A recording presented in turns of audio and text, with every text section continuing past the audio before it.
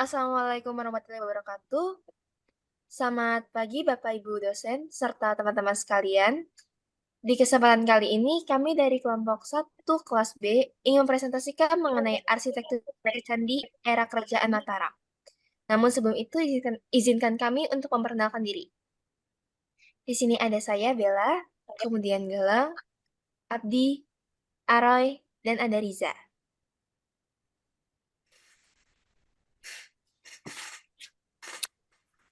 Candi Pawon. Candi Pawon adalah sebuah candi peninggalan masa klasik yang terletak di Dusun Rojonalan, Desa Wanurejo, Kecamatan Borobudur, Kabupaten Magelang. Lokasi Candi Pawon ini berada di antara Candi Mendut dan Candi Borobudur, tepat berjarak 1.750 meter dari Candi Borobudur ke arah timur dan 1.150 meter dari Candi Mendut ke arah barat. Asal-usul nama Candi Pawon sendiri menurut ahli epigrafi J.G.D. Kasparis menafsirkan bahwa pawon berasal dari bahasa Jawa pau yang berarti abu, mendapat awalan pa dan akhiran an yang menunjukkan suatu tempat. Aspek arsitektur unik dari Candi Pawon ini adalah ragam hiasnya. Dinding-dinding luar candi dihias dengan relief pohon hayati atau kalpataru yang diapit pundi-pundi dan kinara-kinari. Selanjutnya ada Candi Prambanan yang terletak di daerah istimewa Yogyakarta. Candi Prambanan adalah bangunan candi yang bercorak agama Hindu terbesar di Indonesia yang dibangun pada abad ke-9 Masehi. Nama Prambanan berasal dari nama desa tempat candi ini berdiri. Diduga merupakan perubahan nama dialek bahasa Jawa dari istilah teologi Hindu para Brahmana yang bermakna Brahman Agung, yaitu Brahman atau realitas abadi tertinggi dan teragung yang tak dapat digambarkan. Candi Prambanan ini dipersembahkan untuk Trimurti, yaitu 3 dewa utama Hindu, yang ada Dewa Brahmana sebagai dewa pencipta, Dewa Wisnu sebagai dewa pemelihara, dan Dewa Siwa sebagai dewa pemusnah. Pembangunan Candi Hindu kerajaan ini dimulai oleh Sri Maharaja Rakai Pikatan sebagai tandingan Candi Buddha Borobudur dan juga Candi Sewu yang terletak tak jauh dari Prambanan. Candi Prambanan juga memiliki tingkat zona candi, mulai dari yang kurang suci hingga ke zona paling suci. Yang paling bawah ada Burloka atau bahasa Budanya Kamadhatu, yaitu ranah terendah makhluk yang fana, manusia, hewan, juga makhluk halus, hantu, dan iblis.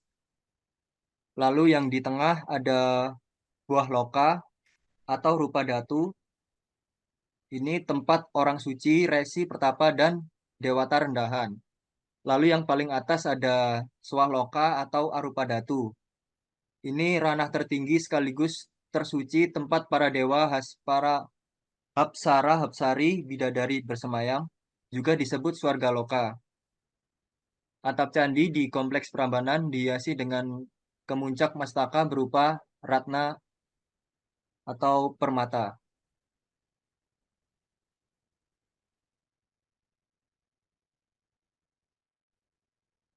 Selanjutnya ada Candi Mendut. Candi Mendut adalah candi bercorak Buddha yang terletak di daerah Mendut, Kecamatan Mungkip, Magelang, Jawa Tengah.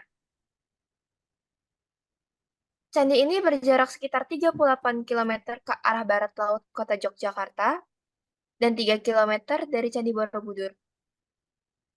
Candi Mendut merupakan pintu masuk ketiga serangkai candi yang terletak di pertemuan dua sungai penting, yakni Sungai Progo dan Sungai Elo.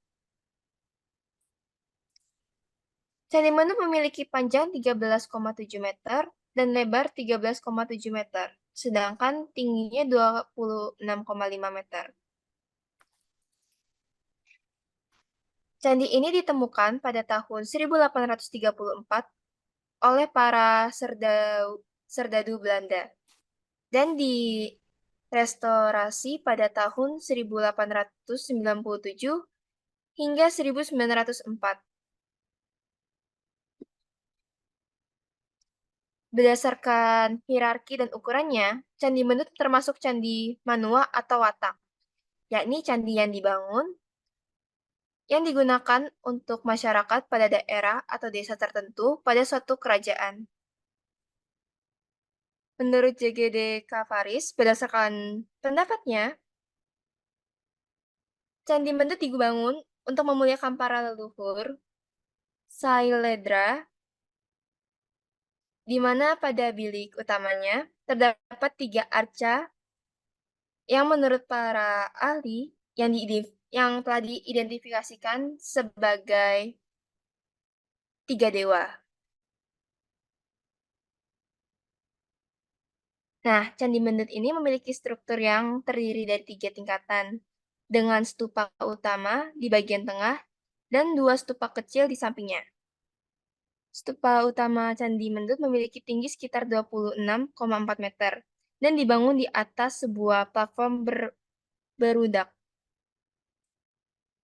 Keseluruhan candi dibangun menggunakan batu andesit yang dipahat dengan detail dan dipasang sedemikian rupa sehingga membentuk struktur yang kuat dan kokoh. Pada bagian luar dinding terdapat relief-relief yang menggambarkan berbagai cerita dan ajaran Buddha. Seiring dengan berjalannya waktu, Candi Mendut mengalami kerusakan dan keausan akibat faktor alam dan aktivitas manusia. Akan tetapi, terdapat proyek pemugaran dan konservasi yang telah dilakukan untuk memperbaiki kerusakan dan menjaga keaslian struktur candi. Nah, selanjutnya ada Candi Plausan. Candi Plausan terletak sekitar 1 kilometer dari Candi Sewu dan Candi Prambanan. Candi Plausan adalah sebutan untuk sebuah kompleks percandian yang terletak di Dukuh Plausan, Desa Bugisan, Kecamatan Prambanan, Kabupaten Klaten, Provinsi Jawa Tengah. Adanya kemuncak stupa, arca Buddha, serta candi-candi perwara yang berbentuk stupa menandakan bahwa candi-candi tersebut adalah candi yang bercorak Buddha. Namun candi ini sebenarnya adalah bercorak Hindu-Buddha. Nah, sejarahnya tersebut merupakan kompleks ini dibangun pada abad ke-9 oleh Raja Rakai Pikatan I pada zaman Kerajaan Madang atau juga dikenal dengan nama Kerajaan Mataram kuno. Rakai Pikatan mendirikan Candi Plausan ini untuk istrinya adalah sebuah bentuk cinta untuk istrinya yang bernama Pramodwardhani. Mereka adalah pasangan yang berbeda agama. Rakai Pikatan merupakan penganut agama Hindu dan istrinya penganut agama Buddha. Candi Plausan memiliki 3 struktur utama pada bagian kaki dan bagian tubuh yang dikelilingi oleh tembok dan bagian atap yang terdiri dari stupa-stupa. 2 bangunan utama candi memiliki bentuk persegi panjang dan 2 ruang yang masing-masing berisi 3 kamar yang dihubungkan oleh pintu-pintu. Candi Plausan Lor terdiri dari 2 candi utama dengan tinggi 21 meter, panjang tembok yang mengelilingi candi sepanjang 50 meter dan lebar 14 meter.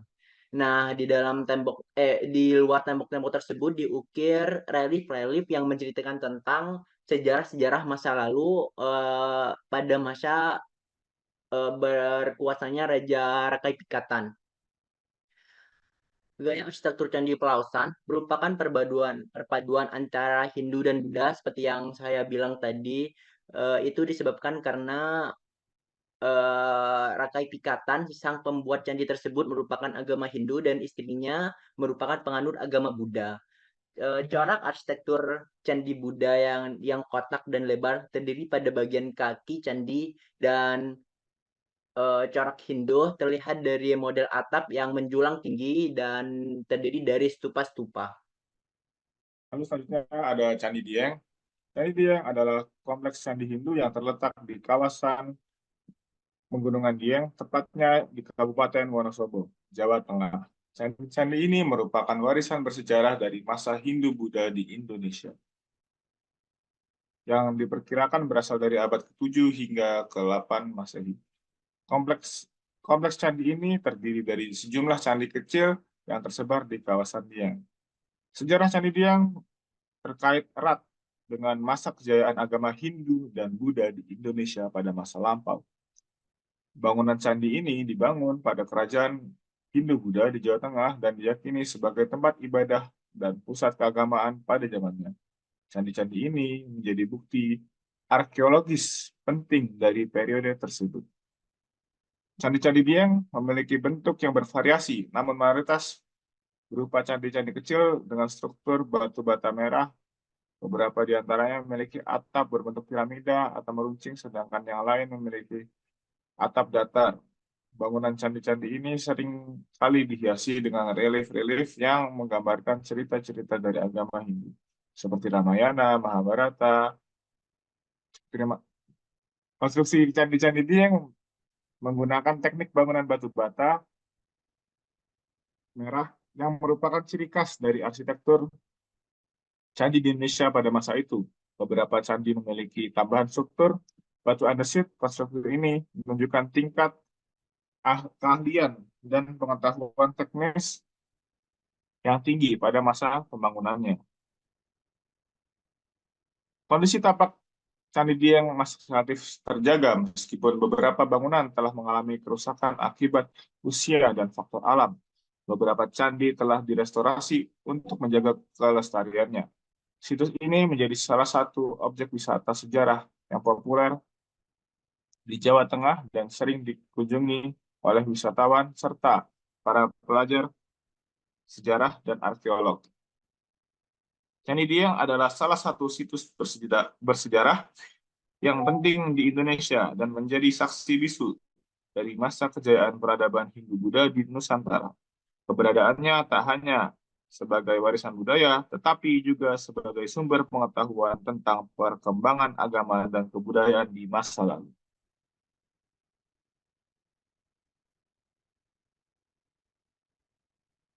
Cukup sekian presentasi dari kami. Kami mohon maaf jika ada salah kata. Kami ucapkan terima kasih. Assalamualaikum warahmatullahi wabarakatuh.